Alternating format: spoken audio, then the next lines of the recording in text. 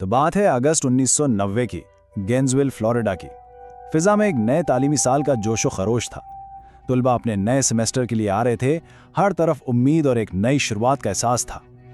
लेकिन इस सारी रौनक के पीछे एक ऐसा तारीक साया मंडला रहा था जो इस पुरसुकून यूनिवर्सिटी टाउन को हमेशा हमेशा के लिए बदलने वाला था।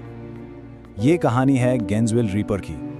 जरा सोचिए, एक तजर्बाकार तफ्तीशकार जिसने न जाने कितने ही क्राइम सीन्स देखे हों, वो ये कहने पर मजबूर हो जाए कि मैंने इससे पहले कभी ऐसी कोई चीज नहीं देखी थी। ये अल्फाज उस बेमिसाल दहशत को जाहिर करते हैं जिसने तजर्बाकार जासूसों को भी अंदर से हिलाकर रख दिया था। ये सिर्फ कत्ल नहीं थे, ये इंसानियत पर एक हमला था। तो आइए जरा उस वक्त में वापस चलते हैं। अगस्त 1990 का आखिरी हफ्ता। गेंसविल का माहौल उम्मीद और जोश से भरा हुआ था, लेकिन सिर्फ चंद ही दिनों में ये सारा जोश एक ऐसी नाकाबिले बयान दहशत में बदलने वाला था जिसका किसी ने तसव्वुर भी नहीं किया था। और फिर ये दहशत एक एक करके सामने आने लगी। इतवार 26 अगस्त को क्रिस्टीना पावल और सोनिया लार्सन की लाशें मिली। अगले दिन पीर को क्रिस्टा ह्यूइट की, और फिर मंगल को मैनुअल तबाडा और ट्रेसी पालस की। सिर्फ 72 घंटों के अंदर 5 नौजवान जिंदगियां इंतहाई बेरहमी से छीन ली गईं और गेंसविल का पूरा शहर खौफ की लपेट में आ गया।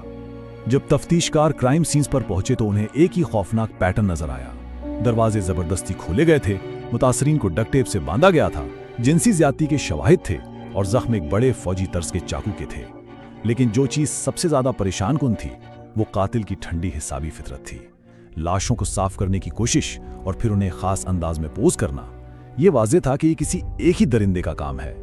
और जैसे जैसे ये खबर फैली, पूरे शहर पर एक खौफ तारी हो गया।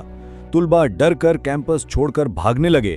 जो रह गए थे वो गिरोहों में रहते थे, शिफ्टों में सोते थे ताकि कोई ना कोई जागता रहे। गन स्टोर्स पर लाइनें लग गईं। गेंसविल एक ऐसी कम्युनिटी बन गया था जो अपने ही साए से डर रही थी। इस दहशत और खौफ के जवाब में कानून नाफिज करने वाले इदारों ने अपनी पूरी ताकत झोंक दी। मकामी, रियासती और यहां तक के विफाकी एजेंसियां भी इकट्ठी हुईं। एक बहुत बड़ी टास्क फोर्स बनाई गई जिसका सिर्फ और सिर्फ एक ही मकसद था, उस इंसानी शिकारी को पकड़ना जो उनकी गलियों में घूम रहा था।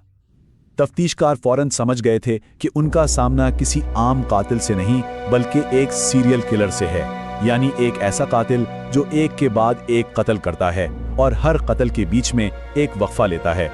इसका मतलब यह था कि ये कोई इत्तफाकी वारदात नहीं थी, ये एक शिकारी था और वो दोबारा हमला जरूर करेगा। जब मामला इतना संगीन हो जाए तो मैदान में आती है FBI की मशहूर बिहेवियरल साइंस यूनिट। इनका काम सिर्फ सबूत इकट्ठा करना नहीं था, बल्कि जुर्म के पीछे छुपे हुए जहन को समझना था, ताकि उस नामालूम मुजरिम का एक नफ्सियाती खाका तैयार किया जा सके। तो ये प्रोफाइलर्स काम कैसे करते हैं? इनका अमल आमतौर पर 4 मराहिल पर मुश्तमिल होता है। सबसे पहले वो जुर्म की हर छोटी से छोटी तफसील को समझते हैं, फिर वो सवाल करते हैं क्यों, इसके पीछे मकसद क्या था। उसके बाद वो पूरे वाक़े को अपने जहन में दोबारा तरतीब देते हैं और आखिर में इन सब मालूमात को मिलाकर वो उस शख्स की एक तस्वीर बनाते हैं जिसे वो ढूंढ रहे हैं। तो इन सब के बाद गेंसविल के कातिल की क्या प्रोफाइल सामने आई? उनके मुताबिक ये एक सफेद फार्म मर्द था जिसकी उम्र 20 की दाई के आखिर या 30 की दाई के शुरू में हो सकती है। वो ज़हीन और जिस्मानी तौर पर मजबूत था और सबसे अहम बात, वो इंतहाई मुनज़्ज़म था। इसकी खुदगर्जी और क्राइम सीन को साफ करने की कोशिश से यह भी अंदाजा लगाया गया कि शायद उसे पुलिस के काम करने के तरीकों का कुछ इल्म हो। लेकिन जहां एक तरफ FBI ये प्रोफाइल बना रही थी, वहीं दूसरी तरफ तफ्तीश एक ऐसे शख्स पर मरकूज हो गई जिस पर सबको यकीन था कि वो ही कातिल है। बज़ाहिर वो इस केस में बिल्कुल फिट बैठता था, लेकिन हकीकत में वो बेकसूर था।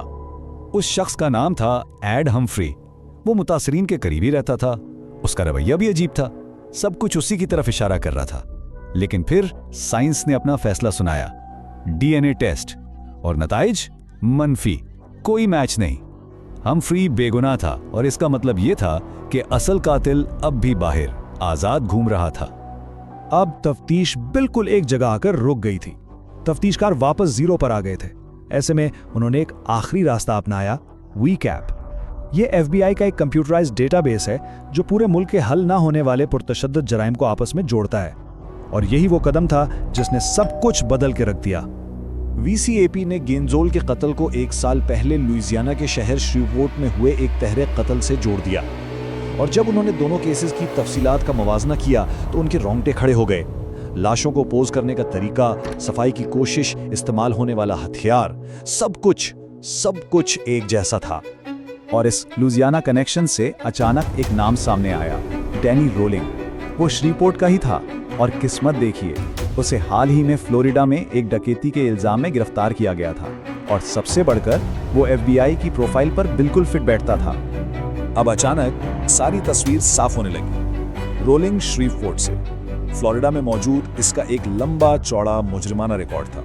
और वो बात जो प्रोफाइलर्स ने कही थी कि कातिल को पुलिस के काम का इल्म हो सकता है, रोलिंग का बाप एक रिटायर्ड पुलिस ऑफिसर था।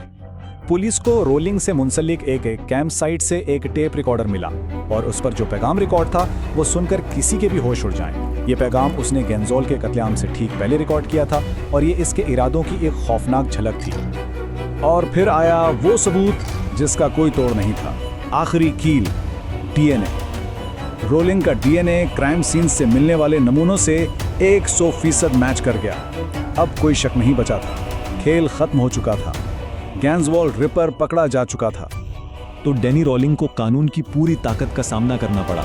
उस पर फर्स्ट डिग्री कत्ल के 5, जिनसी ज्यादती के 3 और मुसल्ला डकैती के 3 संगीन इल्जामात लगाए गए।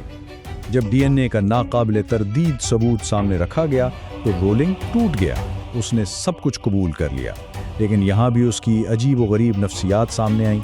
उसने सीधा बात करने से इनकार कर दिया और इसरार किया कि वो जो भी कहेगा अपने सेलमेट के जरिए कहेगा। सोचिए, आखिरी लम्हे तक कंट्रोल अपने पास रखना चाहता था।